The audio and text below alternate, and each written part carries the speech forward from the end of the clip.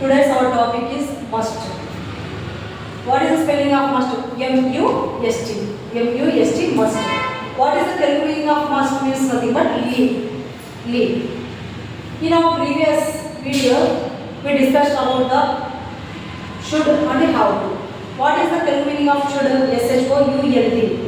Should anna leave ane artham andi. How to anna kuda leave ane arthamu. Must anna kuda leave ane artham andi. I have to go to market. నేను మార్కెట్కు వెళ్ళాలి. I should go to market. నేను మార్కెట్కు వెళ్ళాలి. I must go to market. నేను మార్కెట్కు వెళ్ళాలి. అంటే ఇక్కడ మీకు అర్థమైంది అనుకుంటానండి. హ్యావ్ టు అన్నా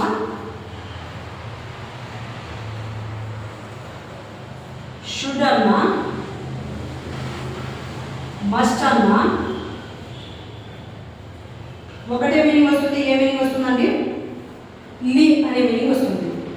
కాకపోతే clearly I am explaining in Telugu only. Just you find the difference between this one and this one. Should and I should go to market and I have to go to market and market వెళ్ళాలి. I have to go to market and market వెళ్ళాల్సిన అవసరం ఉంది. నేను exam రాయాల్సిన అవసరం ఉంది. నేను ఇంటికి వెళ్ళవలసిన అవసరం ఉంది. నేను ఫుడ్ ప్రిపేర్ చేయాల్సిన అవసరం ఉంది. అంటే ఏదైనా కూడా సబ్జెక్టు తర్వాత ఇది కానీ వచ్చి V1 వస్తుంది. Subject plus have to plus V1 లేకపోతే subject plus should plus V1 లేకపోతే subject plus must plus V1 ఈ మూడు వర్డ్స్ ఆర్ టు అనేది వస్తుందండి. నేను తర్వాత వేరే క్లాస్లో అది ఎలాంటి సందర్భంలో యూజ్ చేయాలనేది నేను చెప్పిన తర్వాత మళ్ళీ ఈ 4 వర్డ్స్ని తీసుకొని మీకు డిఫరెన్స్ చూపిస్తా. అది ఏ సందర్భాల్లో వాటిని వాడాలనేది చెప్తాను. I have to ask a question. నేను ఒక క్వశ్చన్ అడగాలి. I should ask a question. నేను ఒక క్వశ్చన్ అడగాలి. I must ask a question. నేను క్వశ్చన్ అడగాలి. ఇక్కడ అన్ని దానికైతే మీనింగ్ ఒకటే వస్తుందని చెప్పాలండి. ఇక్కడ చూడండి, I should go to market అంటే నేను మార్కెట్ వెళ్ళాలి అంటే అది కంపల్సరీ కాదండి. అంటే అది కంపల్సరీ కాదు. ఏవో కొన్ని విషయాలు సిద్ధం ఉన్నాయి. కానీ ఈరోజు వెళ్ళకపోయినా కూడా జరుగుతుంది. ఈరోజు మార్కెట్ వెళ్ళకపోయినా కూడా జరుగుతుంది. కానీ I must go to market అంటే ఈరోజు నేను ఖచ్చితంగా వెళ్ళాలంటే ఇంట్లో ఏమి లేదు. ఇట్ షోస్ ద కంపల్షన్ అంటే కంపల్సరీగా చేయవలసిన పని, కంపల్సరీగా చేయాల్సిన ఇంకా దాంట్లో ఇంకా ఎక్సెప్షన్ అనేది ఉండదు. అలాంటి సందర్భాల్లో మనం మస్ట్ యూజ్ చేస్తాము. ఎక్సెప్షన్స్ ఉంటాయండి కొన్ని సందర్భాలలో. అలాంటి సందర్భాల్లో మనము హ్యావ్ టుని కానీ షుడ్ని కానీ వాడవచ్చండి. అర్థమైంది కదండి. కంపల్సరీగా చేసే తీరాలా, తప్పనిసరి అనే సందర్భాన్ని మనం చెప్పాలా, చేయాలి, పెట్టాలి, తినాలి అని ఇలాంటి సందర్భాన్ని తప్పకుండా చేసి తీరాలా. I must attend that marriage. I must attend that marriage అని తప్పకుండా ఆ పెళ్లికి హాజరు కావాల్సిందే. I should attend the marriage అంటే నేను ఆ పెళ్లికి వెళ్ళాలి అంటే అది కంపల్సరీ కాదండి. కంపల్సరీ కాదన్నమాట. వెళ్ళొచ్చు, వెళ్ళకపోవచ్చు. కానీ ఇక్కడ మాత్రం కంపల్సరీ అనేది చూపించే సందర్భాలు.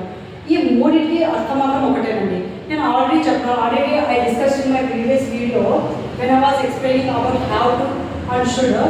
These two words also give the same meaning. Okay, they are called modal verbs. They are called modal verbs. See, once I want to tell the structure or formula of this sentence. Subject plus must plus V1. Subject, what is the meaning of subject? Subject means nothing but persons. Doer of the action. Doer of the action is called subject అని అంటాము. అంటే తెలుగులో వచ్చేసి మనం కర్త అంటామండి. పనిని చేసేవాడు. పనిని చేసేవాడు. పని చేసేవాడిని ఏమంటామండి? మనము సబ్జెక్ట్ అని అంటాము, కర్త అని అంటాము. క్రియ, హెల్పింగ్ వర్బ్ అంటే ఇంకా సహాయక క్రియ. మెయిన్ వర్బ్ అంటే ఏమండి? మెయిన్ వర్బ్ వచ్చేసి ఇక్కడ V1 అండి. మెయిన్ వర్బ్ అంటే ఆ పని లేకుండా మనిషికి విలువ ఉండదండి. జస్ట్ ఐ మస్ట్ అంటే ఏం ఐ మస్ట్? ఎప్పుడైతే మెయిన్ వర్బ్ని యాడ్ చేస్తారో అది మీనింగ్ఫుల్ అవుతుందండి. I must drink water. I must right an exam.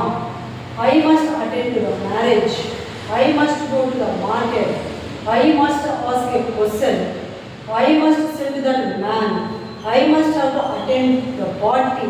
అంటే ఇలాంటి సందర్భాలలో ఏ విధంగా అయితే నేను సబ్జెక్టు షుడ్ ప్లస్ V1 అని అన్నానో ఈ ప్రీవియస్ వీడియోలో, నేను తినాలి ఐ షుడ్ ఈట్ అన్నాను కదండి. సబ్జెక్టు తర్వాత షుడ్ వచ్చి V1 వస్తుంది. ఇక్కడ సబ్జెక్టు తర్వాత మస్ట్ వచ్చి V1 వస్తుంది. చూడండి, సబ్జెక్టు హెల్పింగ్ వర్బ్ షుడ్. ఇక్కడైతే ఏం చేంజింగ్ ఉండదండి. సబ్జెక్ట్లో చేంజింగ్ ఉంటుంది. సబ్జెక్ట్స్ అంటే ఎవరండి? ఇక్కడ మనం అన్నాము సింగులర్ ప్లూరల్స్ ఎవరండి? First person, second person, third person. Whoever it may be, but there will be no changing ఉంది. అక్కడైతే చేంజింగ్ ఏమి ఉండదు. ఇక్కడ ఈ స్ట్రక్చర్ అంటే subject must plus V1, subject must plus V1. ఎలాంటి సందర్భాలు యూజ్ చేయాలన్నానండి నేను ఇది సబ్జెక్టు మస్ట్ ప్లస్ V1 నేను తప్పకుండా చేయాలి. ఇక దానికి ఎక్సెప్షన్ అనేది ఉండదు.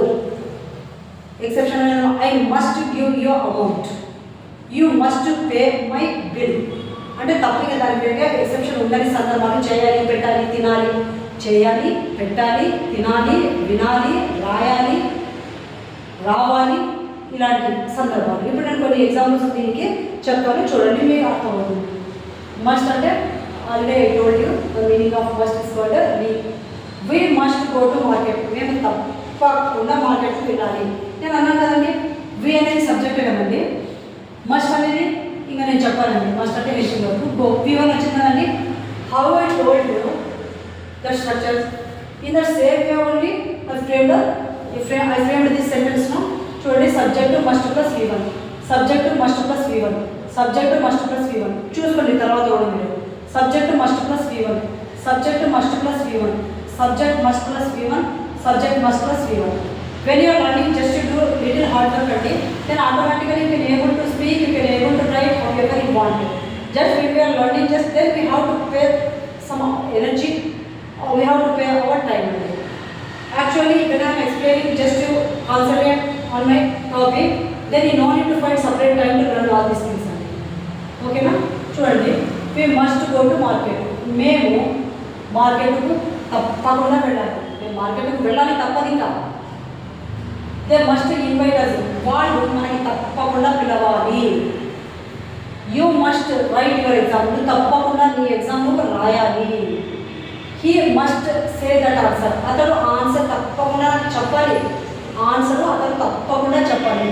She must prepare food. ఆమె వంట తప్పకుండా చేయాలి. It must drink milk. అది మిల్క్ తప్పకుండా తాగాలి.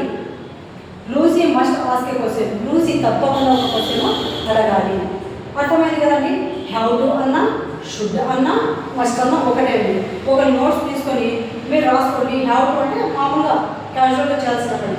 షుడ్ అంటే కూడా క్యాజువల్గా అంటే అక్కడ కంపల్సరీగా నేను చేయాలని ఉంటుంది. కానీ మస్ట్ అయితే కంపల్సరీ ఉంటుంది. Means like according to your situation. ఓకేనా? According to your situation you frame these sentences like this. ఓకేనా? If you do practice like this, automatically you can become a good speaker. You can become a good writer. Just you have to understand when I am explaining the topic. Okay? Clear అండి? చూడండి ఇప్పుడు నేను అంతే చెప్తున్నాను. Subject అంటే persons అండి. V1 అంటే everyone knows about that. V1 means అతను eat, drink, go, run, ask, tell, say, ఇవే అండి verb forms. First V1 5 forms ఉంటాయి కదండి. V1, V2, V3, V4, V5 ఉన్నాయి కదండి. దాంట్లో V1 అండి. వర్బ్ ఫామ్స్ అంటే ఏంటండి? వర్బ్ ఫామ్ అంటే ఏం లేదు, మనం చేసే పని. తినడం, ఈటు, తాగడం, డ్రింక్, రాయడం, రైట్, అడగడం, ఆస్క్, చెప్పడం, టెల్ అంటే మనం చేసేది ఫస్ట్ వర్బ్ ఫామ్ ఉంటుంది చూడండి. టోటల్ 5 వర్బ్ ఫామ్స్లో ఫస్ట్ వర్బ్ ఫామ్ని మస్ట్ తర్వాత వేసుకోండి. ఇంకా ఎక్స్ట్రా వర్డ్స్ వస్తాయండి. ఇప్పుడు for example I must go. ఇంతవరకు ఓకేనా? స్కూల్కి వెళ్ళి స్కూల్ రాయండి, మార్కెట్కి వెళ్ళి మార్కెట్ అని రాయండి, మ్యారేజ్కి వెళ్ళి మ్యారేజ్ అని రాయండి. ఓకేనా? ముంబై వెళ్ళి ముంబై అని రాయండి. ఇట్లా rest of the words will depend upon your idea. అంటే మీకు కావాల్సిన సందర్భాన్ని, మీకు కావాల్సిన ప్లేస్లో అక్కడ ఎక్స్ట్రా వర్డ్స్గా యూజ్ చేయండి. అర్థమైంది అనుకుంటానండి. ఒకవేళ మీకు ఏదైనా డౌట్స్ అనేవి కామెంట్ బాక్స్లో కూడా మీరు క్లియర్గా అడగవచ్చు. Clearly I'm explaining in Telugu only అండి. Clearly I'm asking in Telugu only. Already నేను హౌ టు టీచ్ చేశానండి ఒక వీడియో, షుడ్ టీచ్ చేశానండి. ఇవి సేమ్ మీనింగ్స్ వస్తాయి. ఇప్పుడు మస్ట్ టీచ్ చేస్తాను, అది కూడా సేమ్ మీనింగే. కాకపోతే ఇవి కంపల్సరీ చూపించవు, ఇవి కంపల్సరీ చూపిస్తాయి. ఓకేనా? మీరు కొన్ని తెలుగు సెంటెన్స్లు మీరు ఓన్గా రాసుకొని దాన్ని ఈ విధంగా ట్రై చేయండి. మీరు ఏ వర్బ్ అయితే అనుకుంటారో ఆ వర్బ్ని యాడ్ చేసుకోండి. మీ ఓన్లో మస్ట్ ఈ మేము అనుకున్నప్పుడు బి, మీరు అనుకున్నప్పుడు యూ తెలుసు కదండి సబ్జెక్టు. ఒకవేళ లేదనేటట్టయితే అక్కడ ఒకసారి చూసుకోండి. This is first person singular, this is first person plural, this is second person singular, this is second person plural, this is third person singular, this is the third person plural అండి. ఓకేనా? ఇంకా మీకు అర్థమైందండి. ఇది structure, దీన్ని formula అని కూడా అంటారు. ఓకేనా? It is also called as formula. 1, 2, 3 parts మాత్రమే ఉంటాయి. ఓకే, థ్యాంక్ యూ అండి. Thank you.